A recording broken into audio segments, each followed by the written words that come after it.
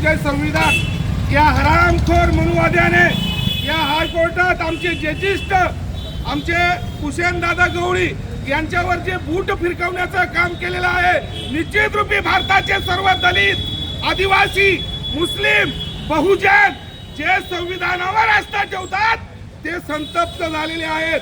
निश्चित रूपी मी या राकेश किशोर तिवाऱ्याचा या पंड्याचा निषेध करतो। चाळीसगाववरनं बहुजन आझाद सेनेचे सर्व युवा कार्यकर्ते पेटून उठलेले आहेत, संपूर्ण भारत पेटून उठेल।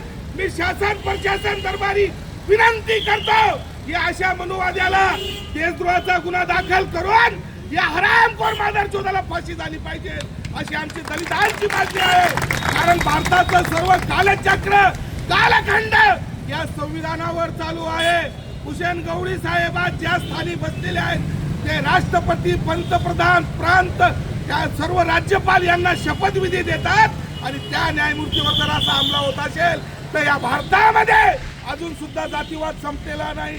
ज्या दिवशी आरामखोर मनुवादाला या पंड्याला सजा होईल आम्ही समजू की आता जातीवाद संपलेला आहे आणि जातीवाद कोणाच्या पोटात आणि होतात नाही।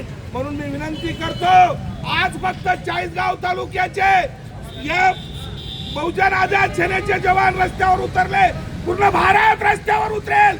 याचा जबाब या सरकारला द्यावा लागेल की या मनुवाद्यांनी असं कोणाच्या पाठबळाने केलेलं आहे। निश्चित रूपी मी विनंती करतो, आम्ही सर्व संविधानाला मानणारी जमात आहोत। आम्ही शासन प्रशासन दरबारी अजून देखील विनंतीच करत आहोत। या विनंतीचा विचार करून या हरामखोराला सजा दिली पाहिजे हीच आम्ही आत्मसन्मानाने आपल्याजवळ विनंती करतो। भारत माता की जय, बोला भीमा भगवान की जय, छत्रपती शिवाजी महाराजांचा जय, राजमाता जिजाऊंचा जय, धर्मरक्षक संभाजी राजेंचा जय, लोकशाहीर अण्णाभाऊ साठेंचा जय, महात्मा ज्योती महात्मा क्रांती फुलेंचा जय, आरक्षणाचे जनक शाहू महाराजांचा जय, बोला भीमा भगवान की जय।